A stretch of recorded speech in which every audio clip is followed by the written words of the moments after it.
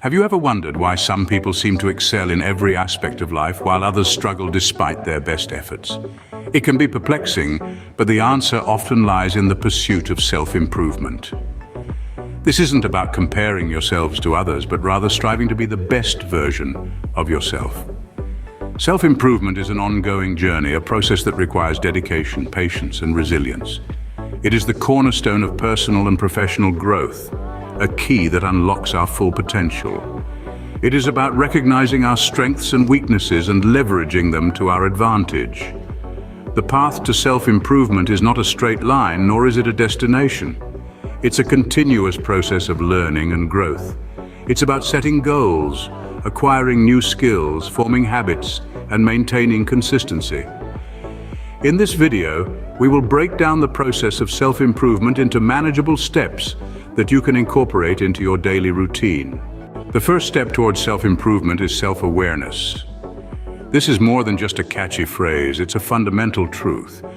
By understanding ourselves, we open the door to growth and development.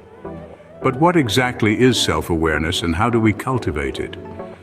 Self-awareness is the conscious knowledge of one's own character, feelings, desires, and motivations. It's the ability to recognize and understand your moods, emotions, and drives, as well as their effect on others. In essence, it's like holding up a mirror to your inner self, seeing both the good and the not so good, and accepting it all as part of who you are. Cultivating self-awareness is a journey, not a destination. It requires introspection, reflection, and honesty with oneself. It's about taking the time to pause, to look within, to question, and to understand. It's about acknowledging your strengths, but also your weaknesses, your successes, but also your failures. Now, how can you enhance this self-awareness? There are several practical ways. One of the most effective methods is journaling. Writing about your thoughts, feelings, and experiences can provide valuable insights into your inner self. It's like having a conversation with your mind, exploring your deepest thoughts and emotions, and discovering patterns and triggers. Another powerful tool for enhancing self-awareness is mindfulness. This involves focusing your attention on the present moment, observing your thoughts and feelings without judgment. By practicing mindfulness, you can become more attuned to your inner self, enabling you to better understand your emotions and reactions. So, whether it's through journaling, mindfulness, or any other method that works for you, remember to take the time to listen to yourself. Understand your thoughts, your feelings, your desires, and your motivations. Understand yourself. Remember, self-awareness is the foundation of self-improvement. It guides you in identifying the areas in your life that need improvement. So take that first step. Start your journey towards self-improvement with self-awareness. Once you have a clear understanding of yourself, the next step is to set goals. Goals, you see, are the stepping stones on the path to improvement. They are the milestones that guide us towards our desired future. Without them, we are like a ship adrift at sea, tossed around by the currents of life with no clear destination in sight. So how do we set effective goals? One widely recognized approach is to make them SMART. SMART is an acronym that stands for specific, measurable, achievable, relevant, and time-bound. Let's break these down. First, your goal should be specific. Instead of saying, "I want to be a better person," try, "I want to be more patient with others."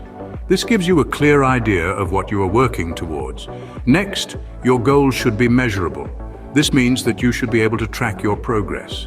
If your goal is to read more books, for example, set a target number of books to read within a certain time frame. Third, your goals should be achievable. It's great to aim high, but it's also important to be realistic. If you've never run a mile in your life, setting a goal to win a marathon in 6 months might be a bit too ambitious. Fourth, your goals should be relevant. They should align with your broader life objectives and values. If you value family time, a goal that requires you to work 80 hours a week may not be the best fit. Lastly, your goals should be time-bound. Having a deadline creates a sense of urgency and can motivate you to take action. So instead of saying, "I want to learn Spanish," say, "I want to be fluent in Spanish in 2 years." Remember, goal setting is not a one-time event, it's a continuous process. As you grow and evolve, so too should your goals. Goals provide a roadmap to your desired future. They give you focus and direction. They are not just about the end result, but the journey you take to get there. So set your goals, embrace the process, and watch as you transform into the best version of yourself. With your goals in place, it's time to acquire the skills necessary to achieve them. Now let's talk about skill acquisition, a crucial part of self-development that is often overlooked. It's not enough to just have a goal. You need the right tools, or in this case, the right skills to reach it. The key here is continuous learning. The world is evolving rapidly, and to stay relevant and competitive, we must evolve with it. So how can we acquire new skills? Well, the first step is to identify what skills you need. For instance, if your goal is to start your own business, you might need skills in finance, marketing, and leadership. Once you've identified the necessary skills, you can create a plan to acquire them. In this digital age, there are numerous ways to learn new skills. Online learning platforms offer a wide range of courses in various fields. Whether it's coding, graphic design, or public speaking, there's likely a course for it. These courses are often taught by industry professionals, providing you with valuable insights and practical knowledge. Reading is another excellent way to acquire new skills. Books, articles, and blogs can provide you with a wealth of knowledge.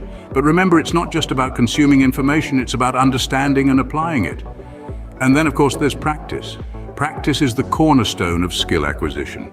It's through repetition and refinement that we truly master a skill. Don't be discouraged if you don't get it right the first time. Remember, every expert was once a beginner. In addition to these, don't underestimate the value of mentorship. Learning from someone who's already mastered the skill you're trying to acquire can be incredibly beneficial. They can provide you with guidance, feedback, and encouragement. Remember, mastery takes time and practice, but with persistence you can acquire any skill. So keep learning, keep practicing, and keep pushing yourself. The path to mastery is not easy, but it's absolutely worth it. The final step to self-improvement is habit formation. This is the linchpin that holds everything together. Without solid habits in place, all the self-awareness, goal setting, and skill acquisition in the world won't make a significant difference in your life. So let's dive into the crux of the matter. What is a habit? In essence, a habit is a behavior that becomes automatic through repetition. We all have habits, good and bad, that shape our lives. The key to self-improvement is to cultivate the good habits and weed out the bad ones. Now, to understand how to form a habit, we need to understand the concept of habit loops. A habit loop consists of three parts: the cue, the routine, and the reward.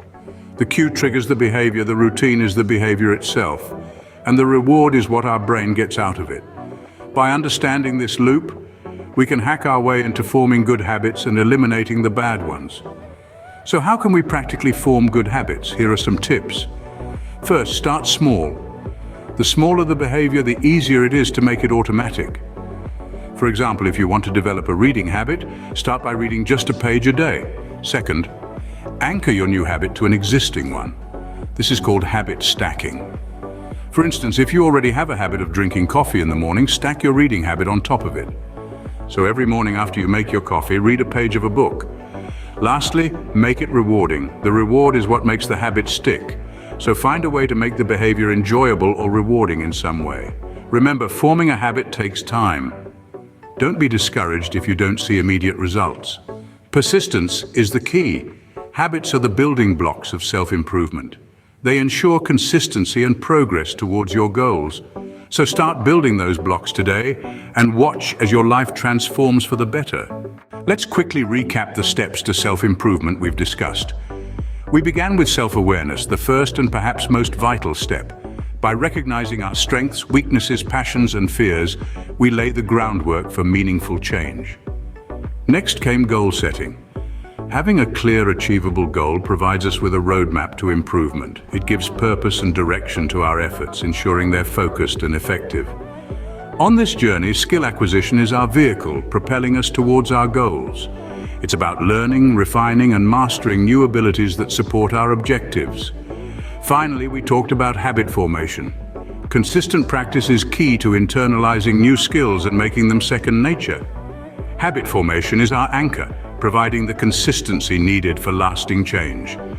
Each of these steps is crucial and interconnected, forming the blueprint for our self-improvement journey. Remember, self-improvement is a continuous journey. Keep learning, keep growing, and keep improving.